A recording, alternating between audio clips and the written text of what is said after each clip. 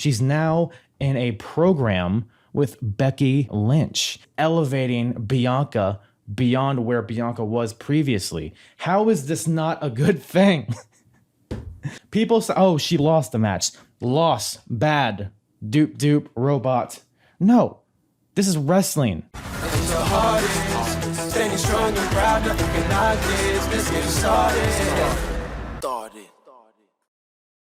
Ooh, what's up, everybody? It's your boy, the hardest part of the ring, known in some circles as Kyle, and we are here today to talk a little Bianca Belair.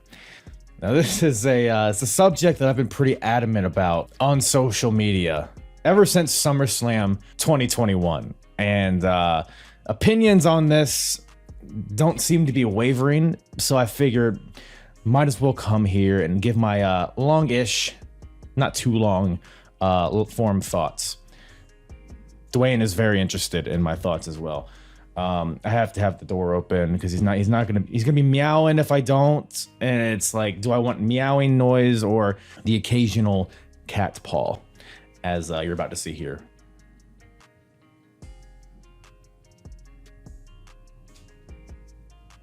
Say hi to the people. What you gotta say?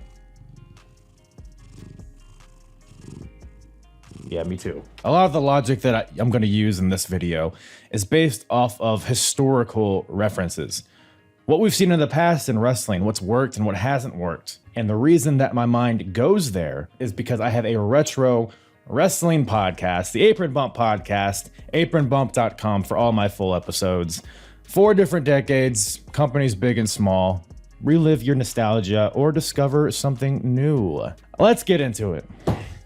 I'm going to tell you why Bianca Belair losing her championship in 26 seconds was the best thing for her career. Now, just some disclaimers before we go any further. I adore Bianca Belair. I think she's amazing. She has athleticism, obviously, but she also has charisma. She's just feels like a star. Bianca Belair has that it factor. As long as WWE doesn't screw this up, Bianca Belair could be the best women's wrestler of all time when it's all said and done. And I mean that, which is why I'm so adamant about this subject, is because I want Bianca Belair to succeed. I see what's happening, and I see that she's being set up for success, but people are giving up on her because they think that WWE has given up on her, and that is not true yet. Now, this is my second disclaimer, is that I'm not here just to blindly defend WWE. In fact, I give them a lot of shit in my podcast when I talk about current day stuff. They get a lot of things wrong, but a broken clock is right twice a day. And I think WWE is right on this one. So far. That's very important. Because as I'm recording this, as of this video dropping, it's very possible that they could go on to fuck this up. It's very possible. I'm with you. That's for the future. And we're talking about where we're at now and how Bianca has been set up for success and how many people just aren't seeing it. Bianca has all of the talent in the world. And I mean, she's just a breath of fresh air in the women's division. And I want her there as long as possible. And I want her there in a major capacity. But yes, the subject at hand. August 21st, 2021, SummerSlam. Becky Lynch defeated Bianca Belair in 26 seconds to win the SmackDown Women's Championship. Now, if you just read those words, or if you just hear those words without actually witnessing what happened in the match, without witnessing the lead up to it, the context of it all, if you just read those words in a vacuum, you might think, wow, Bianca Belair, she sure was squashed, huh? Huh, gang? But here's the thing. Is the thing a lot of people miss. It's pro wrestling. This isn't MMA. This isn't football. This isn't cricket. You have to be able to look beyond what the record books say, because this is pro wrestling, and what's important here is the story associated with this loss. And I'm not here to suggest that wins and losses don't matter or they shouldn't matter, because they do. In fact, that amplifies my point that I'm making, because this loss that Bianca suffered at SummerSlam, it was devastating. She worked this hard to get to the stage, and in 26 seconds, it was all taken away from her. But guess what? You know what that means? It means that the win, when she eventually wins that title back, it's going to be all that more meaningful. We see a lot of title wins nowadays. How many can you truly say are just, oh man, that meant a lot? No, a lot of times it's just, oh, hey, now the prop's mine, I guess. Now I have to carry this stupid belt through fucking baggage claim, get security to tackle me and give me a cavity search in the airport. That's a lot what the belt is nowadays. But when Bianca eventually wins that championship back, it's going to be all that more meaningful. And that journey for Bianca, from this loss, for her to overcome all of these obstacles and to eventually win that title back, you know what that is? It's a story. It allows her character to develop. And it allows her to do more than just come out, whip her hair, and do some moves. Because let's be honest, that's pretty much all she did up until that point. She had no story. Bianca Belair did not. And in pro wrestling, I mean, that's crippling for long-term success when you have no story. We've seen it time and time again. People come in with all the ability in the world, but they have nothing for the audience to latch onto, and it's just the death knell for them. Don't believe me? Let's travel back in time real quick, because the context here is really what's important. The match is what it is. SummerSlam, what is, and we'll explain why that happened and why that's okay. But the real important factor here is the buildup of Bianca and where she was on that day at SummerSlam. Go all the way back to her in NXT. She was an athletic standout for sure, and she had her moment in the sun, had a couple good matches with Shayna Baszler for the NXT title. It was fine, but she never really broke that glass ceiling, so to speak. She was a fairly popular character on NXT, but never captured the title and never really had a stable long-term run in the main event picture for that women's championship. Because like I said, she had all the talent in the world, but eventually her lack of story, her lack of character development led her to plateau a bit in NXT. Remember that for later. But after NXT, in the spring of 2020, she was brought up to the main roster. And at first, she was more just of a valet for the Street Profits, which, you know, fine. You know, her husband, Montez Ford, I get it. It's probably fun for them to work together. But she didn't really get a chance to shine on her own merit, really, on Raw when she first debuted. But that all changed when she was drafted to SmackDown. This is the point where Bianca Belair really started to get momentum. As her theme song says, gang, you had to watch her shine. Are those the words? But yeah, SmackDown is where Bianca Belair was able to show what she's truly made of. She was immediately injected into a feud with Bayley, who at the time, Bayley was the shit. Bayley was the top of the top. Bayley had just come off a 380-day title reign. She was the main, not the boss, that's Sasha Banks. She was the top, all right? She was very good. So Bianca being in a feud with Bayley was a huge deal, because that immediately suggests that the machine is behind Bianca, and then they want her to succeed, because you have Bayley here, Bianca's here, boom. And it was fine, right? You had the goofy little obstacle course stuff, but it was entertaining. You probably still remember that. But it also showcased Bianca Belair's just raw athleticism, which ultimately is her main strong suit, right? It's what sets her apart initially from the rest of the pack, which is great.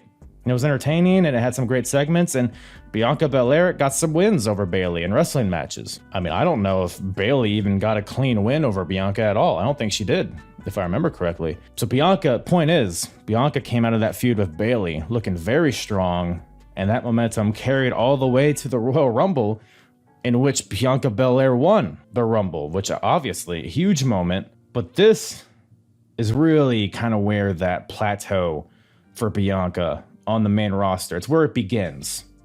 It doesn't start the plateau here, but this is where the cracks start to, in hindsight, this is where the cracks start to form. There was just a groundswell of excitement for Sasha versus Bianca at WrestleMania. And in spite of that excitement, the build on TV, as you remember probably, was god-awful. It was just the most generic, bland. You have Sasha Banks and Bianca Belair, two undeniably charismatic performers, two very unique characters that could create something special. But what do we get?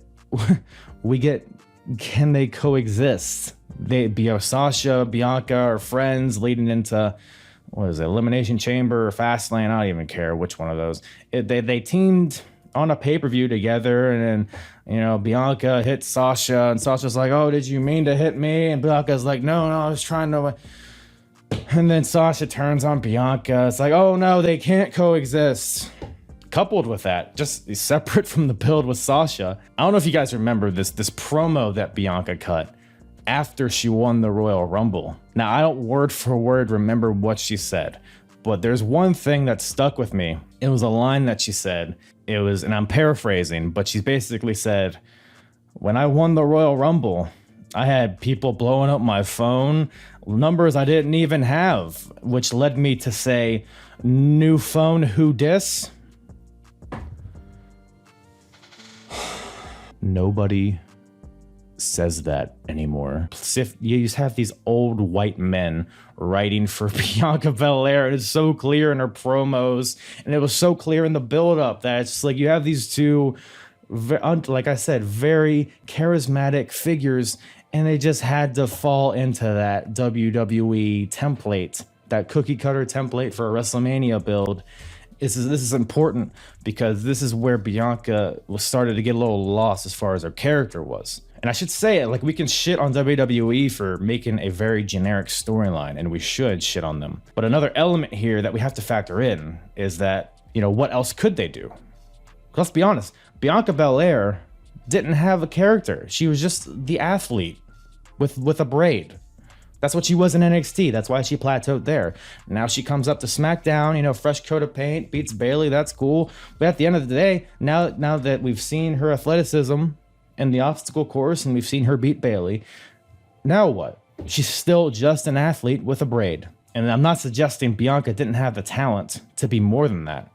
After, like I mentioned before, I think she has the potential to skyrocket as far as her character goes. But at this point, she had nothing, and that showed in the build-up to WrestleMania. But WrestleMania happens, Bianca and Sasha, they main event night one. And on a personal level, it's probably top 3 matches for me of the year. Amazing match. I mean, the build-up to the match didn't justify a main event by any means. But Bianca won the Royal Rumble, so it made sense in that way. But also, just the historical significance of it all provides more justification than any wrestling storyline could at the end of the day. So, and the two ladies, they killed it, so no one's going to be mad at that. And more importantly, this led to Bianca Belair winning the main event of WrestleMania and winning the SmackDown Women's Championship. An amazing moment for Bianca, but this would really be her last breath of momentum until SummerSlam. Because this is why I'm going back in time, to really capture where Bianca was and what momentum she had or didn't have. Because after WrestleMania, obviously, she has that momentum coming off a big title win. But then who is her next challenger after Sasha? Bayley. To be fair, the SmackDown women's roster at this point, and still at this point as of recording this, was brutally thin. And this is what caused WWE to rehash the storyline that we literally just saw a few months previous to this.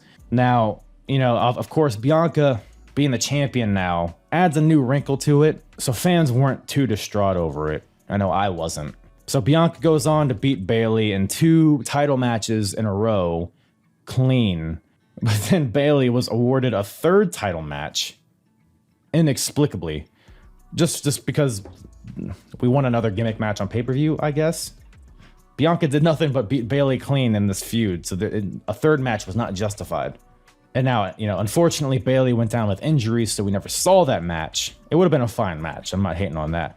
And this is really the main theme of the perils of where Bianca was at this point in time. Because it's great to it's great to get wins on TV, obviously. It's great to win championships, but we're thinking about long-term success here. We're thinking about a character that can thrive on the main roster for years to come. Now listen closely. Why am I, a fan, why am I supposed to believe that Bianca Belair is going to lose to Bayley after Bianca just definitively beat Bayley twice in a row, clean? Why am I supposed to believe that Bianca is in any danger? I know Bianca's going to win. It's a foregone conclusion, which leads to, oh, I don't care about this match because Bianca's going to win. And this is the trend that would halt a lot of Bianca's momentum and cause a lack of investment in her title matches. Now, you can sit there and say, no, I still liked Bianca, which for sure I did too. But can you really say that you were invested in her matches, in the outcomes? Or were you just, oh, I like to see Bianca. That's pretty much it. You can't live off of that for years to come. Just, oh, she's nice. I'd like to see that. No, she had no story, which I'm probably repeating that a lot, but that's important here. Bianca had no story. And again, this is not due to her lack of personality or lack of talent, because she had all of that in spades. But as a viewer, if your favorite wrestler is not in some sort of peril or danger, how can you be invested in the match? If the winner is a foregone conclusion, what's the point of watching? Where's the drama? Where's the reward as a viewer if Bianca wins? All of that was absent for Bianca at that point in time. You can have all the charisma and star appeal in the world, but if you don't have a medium to utilize it, it's worthless. While it's easy to enjoy Bianca's presence, her entrance, her athleticism, all the moves she does, the hair whips, and all of that, there's no emotional investment in her story. Simply because there is no story. She's just an unbeatable cyborg crushing tomato cans week after week. And when I say cyborg, I'm not talking about from a charisma standpoint. There's just no heart to her narrative at all. And this trend would continue with her seemingly endless matches with Carmella. Do you remember that? It seemed like week after week, Carmella just kept getting title matches without even for a second posing any sort of threat to Bianca. There was no storyline pivots. There was no new obstacles for Bianca to overcome. Just a heel number 78 for Bianca to beat in the same manner that she did Sasha and Bayley previously. I mean, it was no doubt that Bianca was impressive from a physical standpoint, but proving that over and over again is just beating a dead horse, simply because there was no character development to accompany that. From the moment Bianca debuted on Raw in the spring of 2020 to the summer of 2021, that's over a year, Bianca Belair had undergone zero character development. Zero. And there were no signs of it happening anytime soon. And like I said, when your character stays the same, you become stale, no matter who you are. We've seen it before. And when your character doesn't change for an extended period of time, that creates apathy in the viewing audience. That causes the people watching you to stop caring. And when Bianca is just beating nameless heel after nameless heel in a dominant and definitive fashion over and over again, that's gonna get old at some point. It is. You can say it isn't, but you're lying to yourself if you think otherwise. And I'm not just pulling this out of my ass, by the way. Like I said, I do a retro wrestling podcast, and I see this. I look back in history every week, and I see this kind of stuff happening. This happened to John Cena in the mid-2000s. He won the WWE title at WrestleMania 21, and just for years, just win after win after win. And what happened? John Cena was beloved at the beginning of it. He was super over. He was the new Stone Cold Steve Austin. He was the new Rock. 1 year later, after just winning over and over again and not really developing his character at all, what happened? Fuck you, Cena. You can't wrestle. Die, Cena, die. People were literally wishing death upon this man just because he won a lot. And again, this is after the overwhelming positivity when he initially won the title. The groundswell of fans wanting him to be that next guy. But then he became that guy, just won matches, didn't develop his character really at all. It was just foregone conclusions every month, every pay-per-view. So fans got tired of it and they started hating John Cena. You can take that and apply that same methodology to Hulk Hogan in the, mid 90s, 93, 94. I mean, I'm not going to say people weren't cheering for Hulk Hogan, but he was definitely losing steam and people were getting tired of Hulk Hogan into 95. And I'm watching this. I see it and I hear it. Go watch his early days in WCW before the NWO. Sure, he has a honeymoon period for a few months, but then it dies quickly. It dies. Once it gets in the Dungeon of Doom, it's like, okay, it's Hogan, I guess, whatever.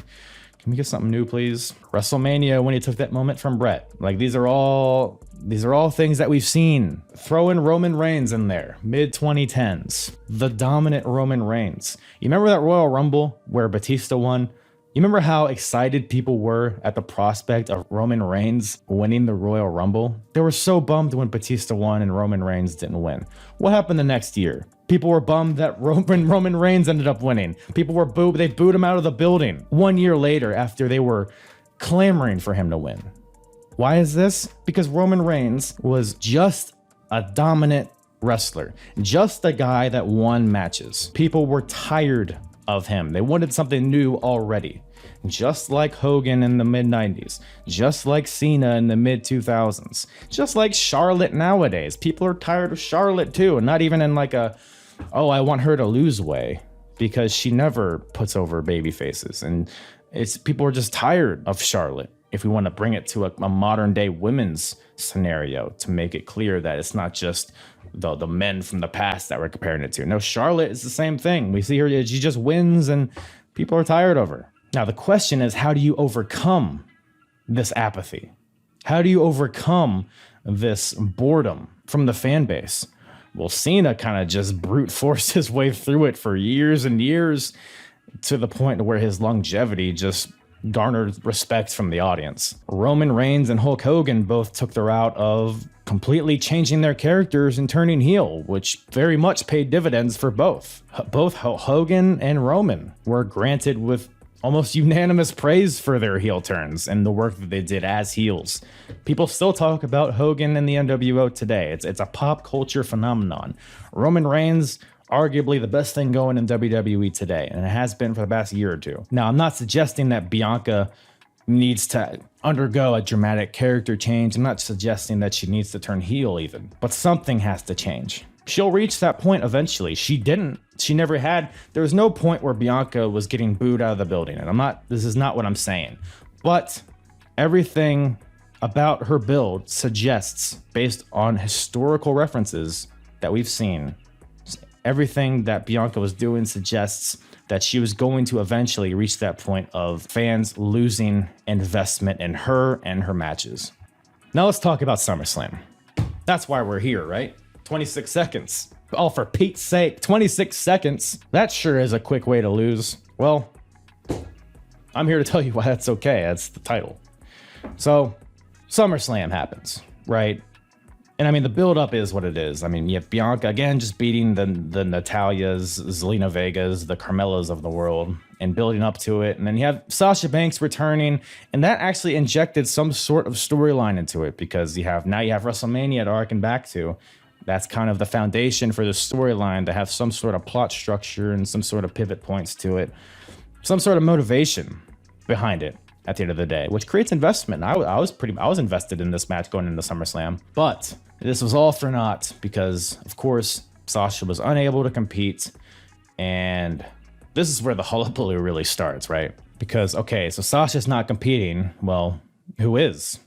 Is Bianca having a match tonight? Well, what's going on? And it was first announced that Carmella would be her opponent, and as I've mentioned already, Bianca has just destroyed Carmelo week after week. So it's like, why is this the SummerSlam title match? I mean, you could hear the eye rolls when Carmella's music started playing. But eventually there is a change of plans, and out comes Becky Lynch. The man has returned, who had been out for over a year due to her pregnancy. And as soon as Becky's music hit, I mean, it was immediately clear that she was still a top star in the company, not just for the women, just in the company, in wrestling in general. Becky Lynch was still at the tippity top. Because of course, you know, Becky, she won the first ever women's main event in WrestleMania, walked out with both titles, and just she transcended wrestling. I mean, she's been in TV shows. She became a pop culture icon. If we're going to be honest, Becky Lynch was a huge star. And now she's back. But let's settle in to where we are at this point in time, at this point in the night at SummerSlam 2021.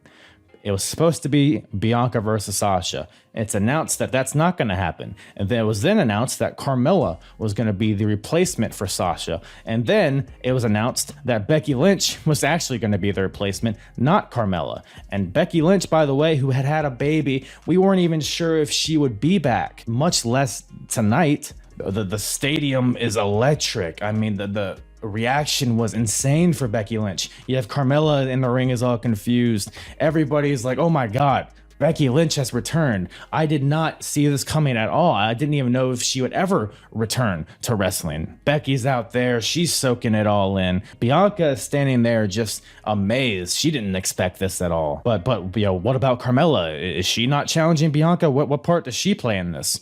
And for that matter, what happened to Sasha? Why is Sasha not here? Bianca had prepared for Sasha, but then it was, oh, it's Carmella. Okay, I've beaten her. Oh, wait, no. Now it's Becky Lynch. Bianca had never faced Becky Lynch. She had no idea she was here. She had no idea she was going to return in this match. She thought she was going to face Sasha. But now the man is back. Her music's playing. The crowd's erupting. What a great moment. And boom! That's what Bianca felt in that moment. Her character. That is what she felt. This is important. Bianca is getting all of this information thrown at her with the different challengers, with Sasha dropping out, and just in general, Bianca being on this huge stage of SummerSlam. I mean, this, because we're coming off of COVID, this is the biggest crowd probably she's ever performed in front of. It's SummerSlam. It was a marquee match. And now you have this huge star returning. And now she's facing her. Bianca is facing Becky Lynch. That is crazy information to get when you had no idea that was going to happen. Especially considering Becky Lynch had been gone, like I said, for over a year. That boom, that forearm that Becky Lynch hit Bianca to start the match. You know why she was able to do that? It's because Bianca, like I said, this is the biggest crowd Bianca had ever performed in front of. She's still less than a year into her main roster run. This is another aspect that's very important here. I want you to listen closely, all right? It's okay for baby faces to have weaknesses. It is okay. Sometimes it's pride. Sometimes it's you think with your heart and not your brain. Sometimes it's lack of speed. Sometimes it's lack of power. Sometimes it's lack of intelligence. But here's the thing. Bianca has the intelligence. She has the power. She has the speed. All of her physical traits are maxed out. She has the charisma. She has the talking ability. What is Bianca Belair's weakness? It's the only thing that you can't train for. It's lack of experience. Becky taking advantage of this moment, because Becky knew this was going to happen, because she came out. She knew she was going to come out and challenge Bianca Belair. So she had that advantage already over Bianca. But then you factor in the experience factor, because Becky's been in this moment before. She main evented WrestleMania. She knows what it feels like to be under those bright lights. Bianca does not. Becky was able to use this, to use her cunning, to take advantage of this moment, because everybody, when Becky Lynch, she left to have a baby. Everybody was so proud of Becky. Becky was a superstar. We all loved Becky. We all wished her well. We saw her baby was born and everybody was giving her congrats and everybody was a big fan of Becky. Becky comes back. Oh, great. Becky's back. It's the person that we all loved when she left. Nobody expected her to get a cheap shot in on Bianca. Nobody except Becky. And this is why this loss, Bianca loses in 26 seconds. Like I said, you just read that and you're like, oh, it's got to be a squash. But it's not, because you got to look at the context of what's happening here. The moment that we're in. It's a flash knockout. Anybody that watches MMA knows what I'm talking about. Sometimes it's just one punch that hits that right nerve, hits you just right, and just drops you. Can drop the strongest, the most durable fighter. It was a flash knockout that Becky hit Bianca with. This isn't a Brock Lesnar, John Cena situation from SummerSlam 2014. This isn't Suplex City. This isn't Becky Lynch just taking Bianca to school for 15 minutes, not having Bianca get any offense in or any defense in. This isn't just a mauling. This is a quick, momentary situation of Becky Lynch taking advantage of a situation, a split-second decision, a split-second lack in judgment on the part of Bianca that allowed this all to occur. Bianca was not the worst wrestler in this situation. She's not worse physically. She didn't lose because of a lack of heart or ability. Bianca got caught up in the moment, all of these variables getting thrown at her, and Becky was able to use her many years of experience. Becky had been the top star in the company in the past 5 years or so. She was able to use that experience to take advantage over a relative newcomer. And this is okay, because this is not a reflection of Bianca's lack of ability. This is not what's being illustrated with this loss. It was a fluke victory because Becky Lynch used underhanded tactics to get this win. It was not only was it an injection of character into Becky, because it was, in hindsight, this is the beginning of her heel turn, but it was also an injection in character into Bianca, because Becky didn't truly prove that she was better. She just took advantage of a situation. You can come out of this match knowing that if Bianca was better prepared, this would have been a completely different story.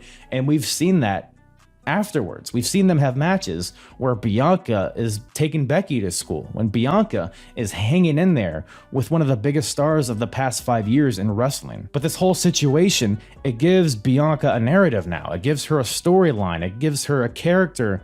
It gives her character development. It gives her obstacles to overcome, which she had none of this before SummerSlam. But the fact that she had such a crippling loss, the fact that she had this quick, momentary lapse in judgment gave her something to overcome, and that's her naivety in the wrestling business. She's able to come out of this, build herself back up, overcome that, and come out looking stronger than she did going into it. Because like I said, Bianca had been impenetrable up until SummerSlam. She needed something to put her in a situation of peril. For people to watch a Bianca Belair match and to believe at all that she's able to lose, that she's in any sort of danger. Also, on top of that, Bianca needed a star. Because Bianca, she had beaten Sasha, she had beaten Bayley. Who else is there? Let's say for the sake of argument that you completely disagree with me in terms of Bianca becoming stale, or for her, because Bianca was not stale. Let's make that clear. My point is that Bianca was on the road to becoming stale if she underwent no character development. Well, let's say you disagree with that completely, which is fine. You're wrong, but that's fine. But one thing you cannot disagree with that's objective is that Bianca needed a compelling challenger. Not a Natalya, not a Carmella, not a Zelina Vega. She needed somebody to bring her up. And Becky Lynch was that woman. And let's talk about Becky for a second, because she plays a major part in this whole situation. Why would you have her return as the same character that she left as? Because let's be honest with ourselves, she wasn't exactly on fire when she left. She was plateauing a little bit on her way out as well. The man character at its peak was phenomenal, but when we get to WrestleMania, against like Shayna Baszler and stuff, like nobody was clamoring for that match. Nobody was paying to see that match. I'm not going to sit here and suggest that Becky Lynch was in the trash at that point, but she wasn't exactly on the upswing, you know? So why have her return just doing the same shit? If you don't change your character over time or introduce new obstacles or new things to overcome, people are going to get tired of you. Becky coming back and winning and taking the title off of Bianca solidifies her at the top. It all plays into the fact that Becky, for the past however many years, she's been champion for every day that she's been an active wrestler. And this plays into that element of her character, which has been a very crucial part of the foundation of who Becky Lynch is. It solidifies that Becky has the championship that she never lost. And then this obviously leads to Becky becoming a heel, which gives her a new layer to her character and adds a layer of freshness. Now, I'm gonna be honest here. Let's be transparent here. I'm not a big fan of of the direction that Becky Lynch has gone as a heel. I feel she's kind of settled into a very generic kind of heel, sunglasses. Oh, look at the sunglasses. That means I'm a bad person kind of deal. The Hollywood Becky, whatever, big time Becks. It's something we just see over and over again. So I'll add that just for honesty. I'm not a big fan of where Becky has gone as a heel, but I appreciate them for trying something different, because who's to say her coming back as the man would have been better or worse? We can't really say, but everything suggests that. I mean, you come back and do the same shit, people are going to get tired of it really quickly. Look at The Rock when he came back, early 2000s.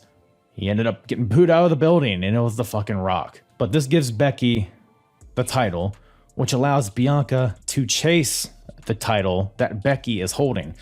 Let's revisit that. It gives Bianca the ability to chase, because the money is in the chase, let's be honest, especially if you're a babyface. It gives Bianca Belair the opportunity to chase the biggest star, women's star at least, in the company for a world championship. That the narrative writes itself right there. That's just the base layer of it, and it's infinitively more than what Bianca has been given up to that point in her main roster run. It gives her a story, because Bianca is a great babyface, easy to get behind. Becky is a great heel, easy to hate, a credible heel nonetheless. It's just a perfect storm, and it made sense. Also, let's just throw this out there. Becky, this is all, it was going to be Sasha, but then she dropped out last minute. So this is all very kind of last second audible type stuff. Who are we to say that Becky Lynch was even physically capable of having a long match? Now, I don't want to have that as an excuse, but that is an important factor.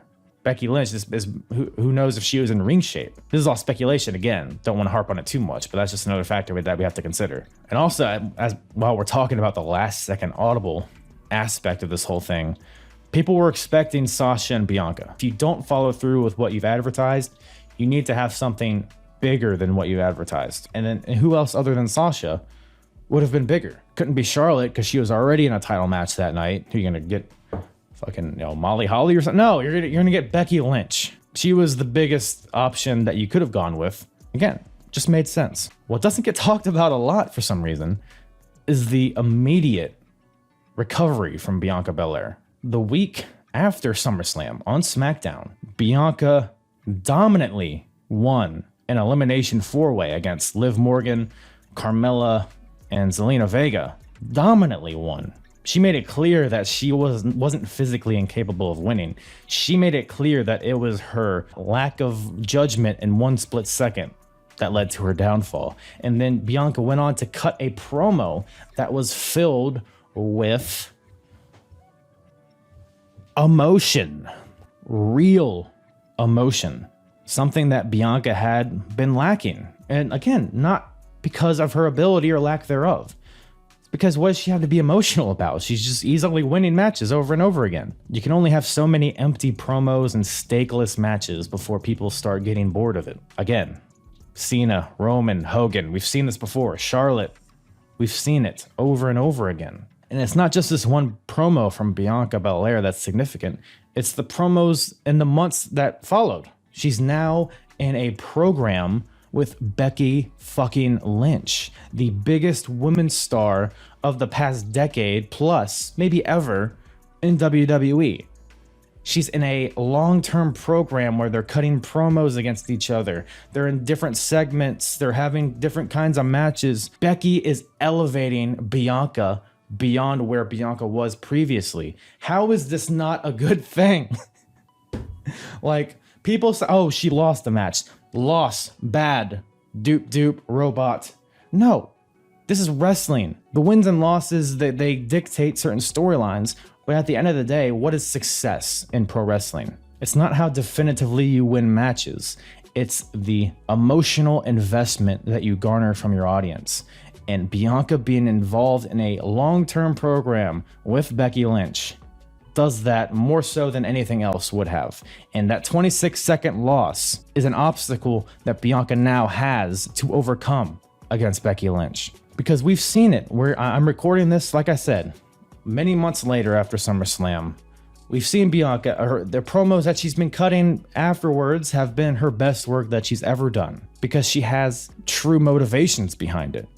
Now she has true things to get emotional about. This whole SummerSlam situation, her losing in 26 seconds, gives ammo for promo battles for months to come. It helps enhance both Becky and Bianca, creating two compelling characters, creating a compelling storyline. Because athleticism can only get you so far. But this is a story that is still ongoing and is a story that can lead to many things for years to come. It's all going to snowball, and it's going to lead to Bianca's long-term success, which is why it's good. I mean, because look at where we're at today, man. Becky still hasn't, outside of that SummerSlam match, has not beaten Bianca clean. In fact, Bianca, and I checked Cage Match on this just to make sure, but maybe I missed something. But Bianca has not lost a match clean since SummerSlam. Think about that for a second. What, six months or so? She has not lost clean. I mean, going into the Royal Rumble, people were theorizing that she would win, which is crazy because how often do you see people repeat the Royal Rumble? It hasn't happened since the 90s. You know what I mean? So the fact that she was even in the running for somebody that could win the Royal Rumble is a testament to how she's developed over time. Because like I said, it would be a repeat win. And normally fans want something new in terms of stuff like that. But here's the thing, it would be new because it's a new Bianca Belair. It's a Bianca Belair that people want to see win that match and go on to challenge Becky and finally get that retribution for what happened at SummerSlam. This is a new Bianca, a better Bianca, and a Bianca that can be a star for years to come, as opposed to Bianca just mindlessly beating people for months and months, and fans ultimately caring more about the person that's going to beat Bianca rather than Bianca's story. And that's what we've done here, is now we care about Bianca's story. It makes you care about her. It makes you care about where she's going forward. Because like I said, the money is in the chase. And that chase leading to dethroning Becky, you can't get better than that right now. And just for a second, let's address, because there's people that think that Bianca has been booked poorly since SummerSlam, which let's just think about that for a second, right? First of all, she's been constantly on TV. Every week she's on TV. Lots of time in the title picture, lots of time with Becky Lynch, the biggest star in the company, and then you throw in Bianca now has had interactions with Charlotte.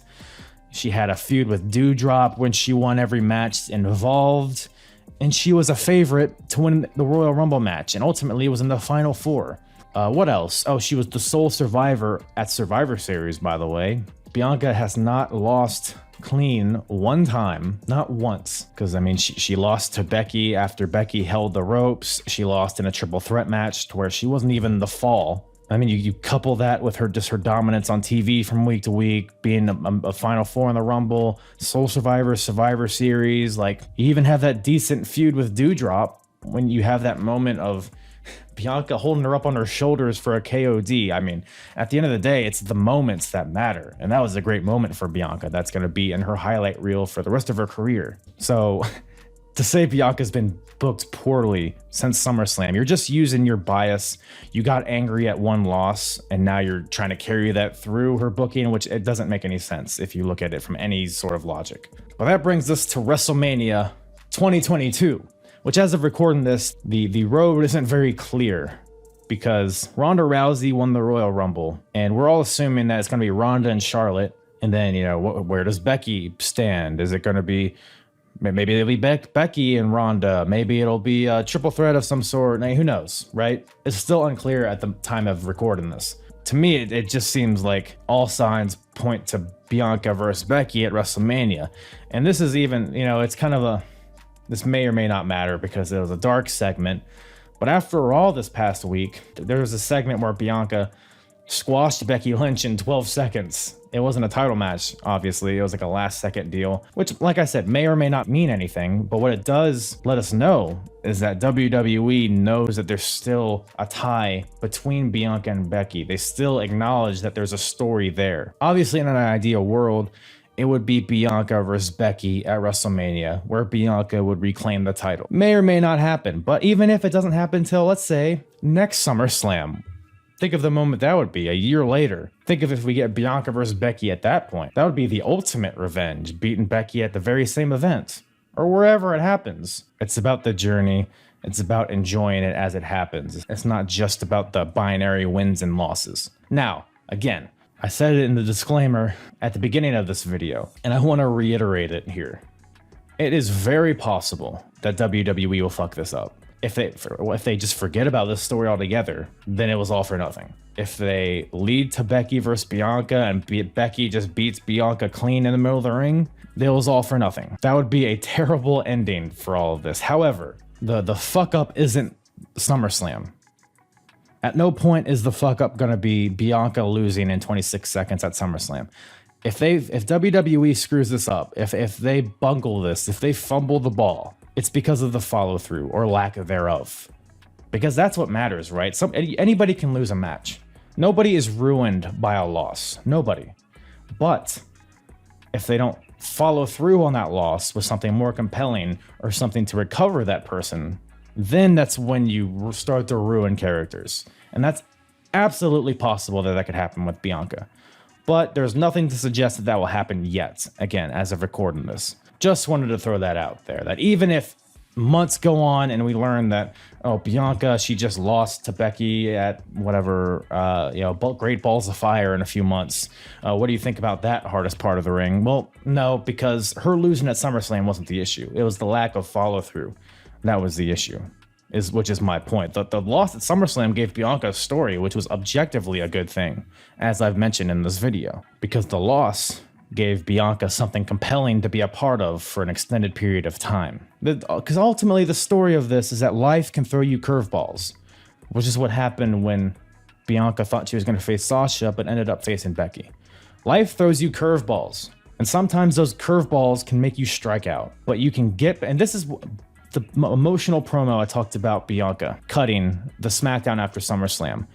The general theme of that promo was that sometimes you get knocked down, but you can build yourself back up and become an even stronger person than you were going into it. And that's what Bianca is doing. That's what this story is. And if this culminates in Bianca winning the title from Becky, you can't argue that wasn't a good thing at SummerSlam. Because that's a story that kids can look up to, of sometimes things don't go your way, but you can build yourself back up and find success. That's more valuable than any championship could be. That's more valuable than any loss in however many seconds is. That is the story. That's the person that people can latch on to. And that's what this 26-second loss has done. It's given Bianca a story. It's made you care about Bianca Belair, and it's given you a reason to follow her road, to follow her journey. And it gives you an ultimate goal for her, to see her win, to see her beat Becky Lynch, to see her reclaim that championship that she lost in a underhanded fashion. It's a story that we can all follow, and not just Bianca Belair beating Carmella every week. And you don't get that story without Becky Lynch shocking Bianca at SummerSlam. End of story. Well, this went a lot longer than I had thought it would, but there's just so much to talk about, so many elements of this that come into play. But hopefully you enjoyed it. Whether you agree or disagree, I really couldn't give a turkey, but I definitely wanted to give this a few months after SummerSlam to see how the story unfolded. And we still have a little bit of the story to unfold going into WrestleMania, but we'll see what happens, I suppose. But thank you guys once again for watching.